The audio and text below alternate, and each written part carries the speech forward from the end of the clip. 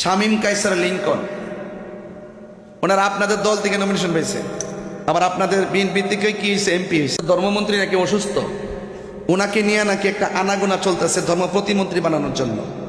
আমি রাঙ্গনিয়া থেকে হোম্মাম বাইর এলাকা না, হোম্মাম বাইর এলাকা থেকে ওনার মাধ্যমে আমি সরকারকে জানাতে চাই, উনি যেহেতু আহলে হাদিসকে অনুসরণ করে, আর আহলে হাদিসের মধ্যে একটা কট্টর ভাব আছে, কঠোরতা আছে, তারা মনে করে একমাত্র তাদের ধর্মটাই একমাত্র সঠিক, আর বাকি যা আছে সব ভ্রান্ত। এইরকম লোককে যদি আপনারা ধর্মের দায়িত্ব দেন, তাহলে ধর্মের মধ্যে আরো বিভাজন তৈরি হবে। কথা বলেন ঠিক না বেঠিক? এমপি আছে বানাইছেন ভালো কথা, কিন্তু ধর্মের কোনো দায়িত্ব দিতে গেলে একটু চিন্তা করে দায়িত্ব দিতে হবে। আমরা আহলুস সুন্নাত ওয়াল জামাতের একজন সাংগঠনিক সচিব হিসাবে আমি পরিষ্কার ভাষা সরকার কাছে দাবি করব, এই যে আমাদের যাকে নিয়ে আলোচনা চলছে, যাকে নিয়ে আনাগোনা চলছে এবং শুনছি, আজকেও একটা ইনকিলাবের একটা বিবৃতি আমার কাছে এসেছে। শামীম কায়সার লিংকন সাহেব, তিনি যেহেতু আহলে হাদিসকে সমর্থন করে, আহলে হাদিসের মতাদর্শ গ্রহণ করে, এই সমস্ত লোকদেরকে ধর্মের সুমহান জায়গায় দায়িত্ব দেওয়া যাবে না। বিকল্প চিন্তা করেন। এতে কি আপনারা চট্টগ্রামের মানুষকে একমত আছেন সবাই ইনশাল্লাহ? ঠিক আছে কিনা বলেন? ধর্মের কোনো দায়িত্বে যদি আসতে হয়, তিনি এমন লোক আসবে যিনি ধর্ম নিয়ে গোঁড়ামি করবে না, বরং প্রত্যেককে ম্যানেজ করে ধর্মের জায়গাগুলো কাজ করবে। তিনি শুধুমাত্র একক গোষ্ঠীর না, তিনি সবার। কথা বলেন ঠিক কিনা বলেন? আমি শুনতেছি আঙ্গদেশের কিছু রোহিঙ্গা মৌলবী আছে। কি মৌলবী? কিছু রোহিঙ্গা মৌলবী বারাইটিয়া, এগুলা বলে কি জানেননি, কবরে নাকি নবী আসার ক্ষমতা নাই। হ্যাঁ, কবরে কি নবী না ছবি? কি কথা কন না গেলে, কবরে কি নবী না ছবি? নবী নবী শরীরে নাকি ছবি দেখাইবো? এই ক্ষমতা নবীর দিচ্ছে কেডা? আল্লাহ যদি দিয়া থেকে আমাদের বাপদাদার কোনো ক্ষতি আছে?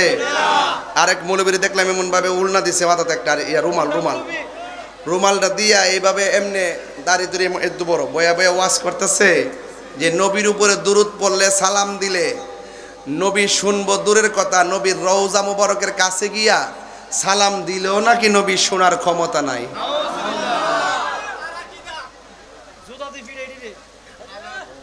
এমন লোক সমাজে আছে না নাই? ও আমরা আকীদা কি, আমরা এখান থেকে দরুদ পড়লো নবীর শোনার ক্ষমতা, নবীর কাছে ফেরেশতাও পৌঁছাই, নবীও শুনে। কথা কোন ঠিক কিনা আমার ভাইয়েরা? এই জন্য আমি পরিষ্কার ভাষায় বলতে চাই, নবীরে মহব্বত করবেন, আমার নবীকে কবরে পাবেন। নবীকে মহব্বত করবেন, আমার নবীকে হাসরে পাবেন। নবীর সঙ্গে দুশ্মনী করবেন, আমার নবী কখনো আপনাকে সুপারিশ করবে আর সুপারিশ করবে না। এই জন্য আমার ভাইয়েরা, একদম পরিষ্কার ভাষায় বলি, আমার নবী আজকের মাহফিল, আওয়াজটা জোরে হবে, আমার নবী আজকের মাহফিল দেখার ক্ষমতা আছে না নাই?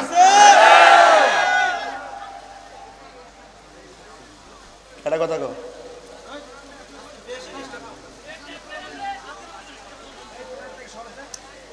ও এটা কাগজ আইছে,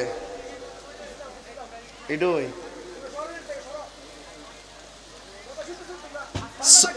সুন্নি ইমামের পিছনে নামাজ পড়লে এই কথাগুলো বুঝবেন, আর সুন্নি ইমামের বাইরে নামাজ পড়লে নবীর শানের কথা শুনবেন না। এই জন্য সুন্নি ইমামদের মর্যাদা, সুন্নি ইমামদেরকে মহব্বত করবেন। আঙ্গ সমাজে তো ইমাম সাহেবের মূল্য নাই। কথা কোন ঠিক কিনা? ইমাম সাহেবের বেতন দেয় 10,000, জারি মারে 50,000। কথা কোন ঠিক না বেটি? তো ইমানদারের বেতন বাড়ানোর দরকার আছে না নাই? আঙ্গ এখানে কোন ইমাম আসেনি আজকে? মাহফিল ইমাম আসেনিও? কেডা? তুমি ইমাম? আচ্ছা আচ্ছা, তুমি ইমাম। ওড়ো ওড়ো ওড়ো ওড়ো ওড়ো ওড়ো। এই যে ইমাম সাহেব, আপনি কোন মসজিদের ইমাম? জালালপুর। আপনার বেতন কত? ওই যে 10,000 কেছি 10ই। আচ্ছা দেন চান্দি, তার শরীরটা কি তা এমনি কেন হ্যাংলা পাতলা? বডিটা কি খারাপ লাগে? এই ফুলাটা যদি কালকা থেকে সিএনজি চালা, মিনিমাম কি 20,000 টাকা রুজি করতে পারতো না? এরপরে 10,000 টাকা দিয়ে ফিরে রইছে, মানে কি দুর্বল দিকে ফিরে রইছে? মসজিদের মেহরাবটারে পাহারা দেয়। এই জন্য ইমাম সাহেবের সাথে ভালো ব্যবহার করবেন এবং ইমাম সাহেবের বেতন বাড়ায় দিবেন। মানে আপনি বেতন 10,000 টাকা বেতন দিয়া যদি 50,000 টাকার জারি মারেন, মনে রাখেন যে আপনি বাহাদুর হয়ে গেছেন গা। এই সমাজে আপনি বাহাদুরের চাইতে একজন ইমাম সাহেবের দাম অনেক বেশি। একটা সমাজের সবচেয়ে বড় নেতা হলো ইমাম সাহেব। কথা কোন ঠিক কিনা? তাহলে সেই ইমাম সাহেবের বেতন বৃদ্ধির দরকার আছে না নাই?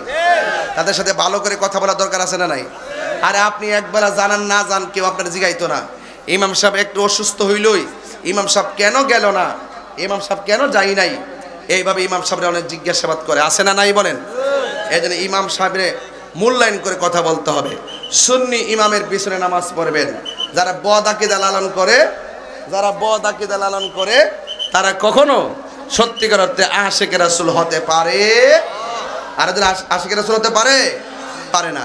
এই জন্য আমি বলছিলাম কোন কথাটা কই জানি গেছিলাম রে বাবা, ফাঁকে দেবার আগে বললাম তোরা ফুলাফান্ডির কারণে রে। এরপরে 3 নম্বর মহিলা, নাম হইল হাজেরা। নাম কি? এই যুবকরা জোরে বলো, নাম কি? অনেক যুবকরা ওয়াজ জানেন কিন্তু ছোট্ট পোলাপানগুলো তো জানেন না, এদেরকে জানাইতে হবে ইতিহাস। বলেন 3 নম্বর মহিলার নাম কি? হাজেরা। জোরকার নাম কি? 4 নম্বর মহিলা হলো ওই মহিলা যার স্বামী ছিল না, স্বামী ছাড়া আল্লাহ সন্তান দিয়েছেন, যার নাম হলো হযরতে মারিয়াম। যার নাম কি? 4টা মহিলা যখন ঘরে আসতেন, মা আমেনা বলেন আমি দেখলাম এই 4টা মহিলার চতুর্পাশে আমার আল্লাহ নূরের পর্দা দিয়া বেষ্টনী দিয়ে দিয়েছে। কিছুক্ষণ পরে দেখলাম আমার ঘরের তুলিটা ফেরে গেছে, আকাশের যে তারকাগুলো দেখলাম খুলে খুলে আমার ঘরের চতুর্পাশে এসে যার বাতি লেগে গেছে। সুবহানাল্লাহ কোনাকে লেগে। তো মা আমেনা বলতেছেন আমি যখন জিজ্ঞেস করলাম 4টা মহিলারে আপনারা কেন আসলেন, কয় মা আমেনা কিছুক্ষণ পরে আপনার মাঝ থেকে একজন পয়গাম্বর দুনিয়ার মধ্যে শুভ আগমন করবেন, ওই নবীজিকে আমাদের জান্নাতি হাতে রিসিভ করার জন্যে আমার আল্লাহ আমাদেরকে আপনার ঘরে পাঠিয়ে দিছে। মা আমেনা বলতেছেন, মা আমেনা বলতেছেন, মা আমেনা বলতেছেন যে আমাকে যখন এই সংবাদটা দিল, দেওয়ার পরে আমি তাকে দেখলাম আমার নাভি মূলের বাম দিক দিয়া একটা নূরের জ্যোতি বাইরিছে। সুবহানাল্লাহ। আরো বড় করে কেন সুবহানাল্লাহ। সুবহানাল্লাহ। কিসের জ্যোতি বাইরিছে? নূরের। নাকি মাটি বাইরিছে? না। আরে মাটি না নূর? নূর। আরে দিলে মাটি না নূর? নূর। কয় মা আমেনা কয় আমি যখন সব আলামত দেখলাম, দেখি আমার নাভি মূলের বাম দিক দিয়া একটা নূরের জ্যোতি বাইরিছে, আমি এই নূরের জ্যোতি দিয়া আমার ঘর থেকে অনেক দূর পর্যন্ত শাম দেশের প্রাসাদগুলো এবং অন্ধকার প্রাসাদ আল্লাতি রাআতহা কসুরুশ শাম, আমি দেখলাম আমার নাভি মূলের বাম দিক দিয়া রবিউল আউয়াল মাসে সুবে সাদিকের টাইমে 12 রবিউল আউয়াল যে নূরটা বাইরিছে, এই নূরের আলোতে দেখলাম শাম দেশের প্রাসাদগুলো আলোকিত হয়ে গেছে। সুবহানাল্লাহ। আর বড় করে কেন সুবহানাল্লাহ। সুবহানাল্লাহ। লাকাদ জাআকুম মিনাল্লাহি নূর, আমি আল্লাহর পক্ষ থেকে তোমাদের কাছে নূর এসেছে।